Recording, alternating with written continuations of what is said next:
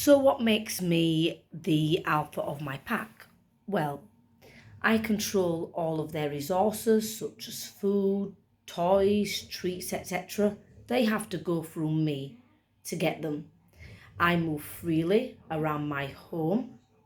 I claim my space. I say move, and they move. And if they don't, then I'll walk through them with my strong energy and they will back off. You should always be the one to move forward. They should move backwards and back down. Also, wherever I go, my pack follows me. I lead and they follow. They are trained every single day. To me, every day is training day. I do not feed them first thing in the morning. They all have jobs. They work for their food. Training treats make up part of their daily food allowance. You have a job, you go to work, you get paid, you don't work for free. So to me, these guys are no different.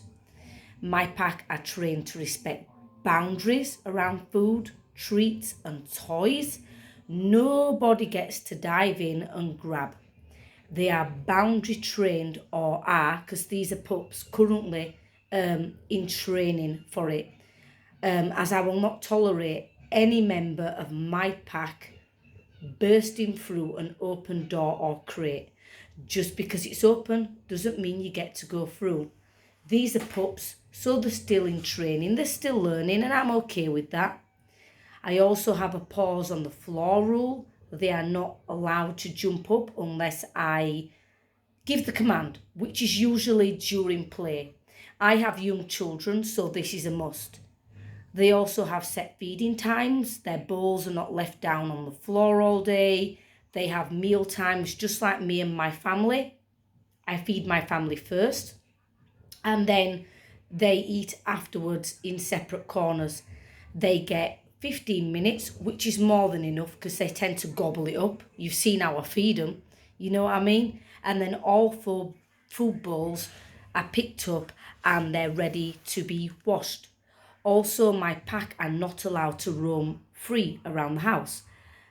Wherever I go, they go, because I have young children, so would never leave them unattended, as young children cannot read the subtle signs of a stressed, upset, or fearful dog. So it's not that I don't trust my pack, it's the fact that my children are so young, they are young.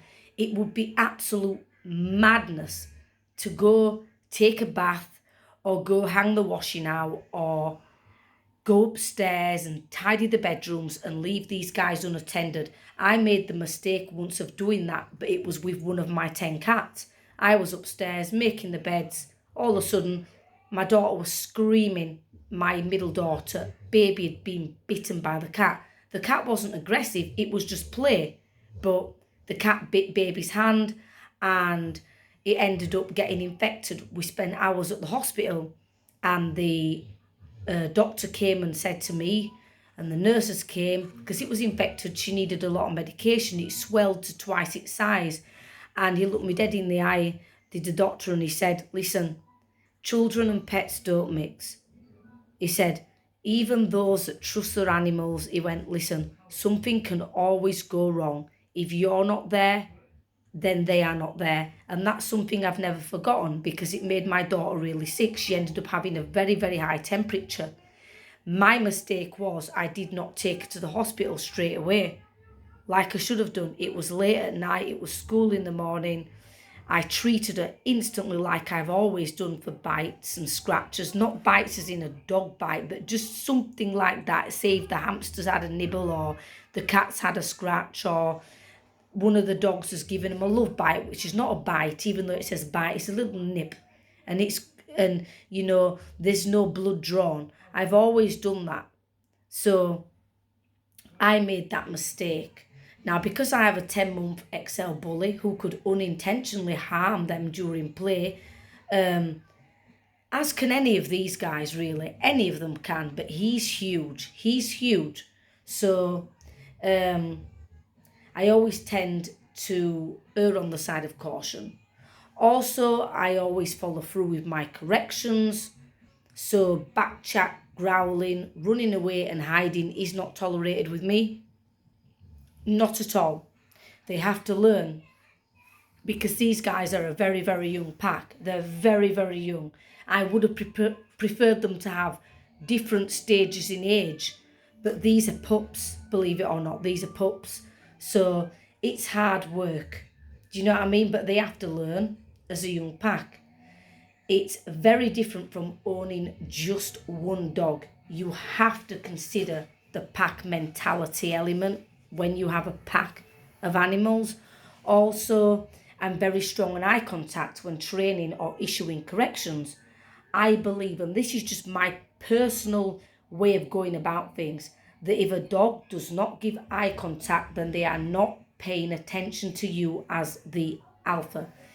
If they're not looking up at you and they're not checking in, that's not good. You are the alpha. They should always look up to you for guidance, leadership, direction. You're the one that does the rules, the boundaries, the limitations. You're supposed to be the alpha. Lastly, equality. I treat them all equally. If it's good enough for one, then it's good enough for the other. If I give it to one, then I give it to the others. The others are very good at analysing me as a leader. They all are, and jealousy is a real thing when you own a pack. If one sleeps on my bed, let's say, then they all sleep on my bed. If one sits on the sofa, then they all sit on the sofa. If one gets a knuckle bone, they all get a knuckle bone. These are just some of the ways I treat my pack. I've never claimed to be a professional dog trainer, and I understand that there's a lot of different ways and methods of how people treat the dogs or look after the pack.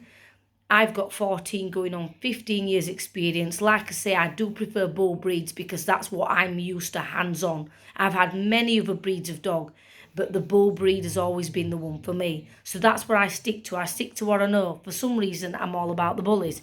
This guy here, he was used as a therapy dog for my daughter, who my regular viewers know she's on the spectrum. She's sensory rather than behavioural. And sometimes I can't reach my daughter the same way that the dog would. So when she's triggered, and I'll use that term loosely because she's a very, very highly sensitive child. So when she's upset, she becomes non-verbal. And there's no point me trying to speak to her and say, what's going on? Tell me what's going on. She literally is non-verbal. She's unable to speak. She'll be flapping her arms, her hands. She flaps a lot. She's unable to stay still. She does a lot of circles, a lot of spinning. She's got a lot of energy. She can't wind down at all. It's very, very hard to deal with her sometimes. So do you know what I've learned to do? Quit the talking. When she's upset and she becomes non-verbal and she's flapping her hands and she's screaming and she's deep breathing, tears are down her face, she's patting her chest because she's trying to self-regulate, I just pass her the dog. The dog goes with her everywhere she goes. He once used to go to school with her, take her on the school run, sleep with her, everything. Do you know what I mean? That was in the early stages of getting a diagnosis. But yeah, I just leave it to the dog. The dog seems to work best. I won't say anything other than, I love you, you are safe, it's okay to express your emotions. I'm struggling to understand what's wrong right now, so I'm going to sit you down no matter what she's doing. If she's flapping her arms, if she's resisting touch, I will simply and safely move her into a corner or into a chair or sit her down. I'll get the dog and leave him to do the work. That's what I do. But yes, I am not a professional dog trainer. All I'm giving you is my experience, 14 going on 15 years of experience with owning bulls or dogs. And I've owned many. And this is what I do to maintain order, peace and stability within my pack. These are young, so we've got a long way to go. But they love each other. They get on very, very well. They love each other completely. And that's the main thing. So I hope this video has helped anyone out or people that have one dog or a pack of dogs. It's all about training and socialization, setting rules, boundaries, and limitations. Your dog must understand that you are the alpha, whether you've got one or whether you've got a pack. It does not matter. That's how it goes with me. They all follow the same rules. We all have a routine. And as my viewers can see, I am out every single day with my pack. Wherever I go, they go. To the best of my ability, I take them everywhere. Everywhere. I take them everywhere. I hope this video helped. And yes, it's good night from me and my pack. Good night.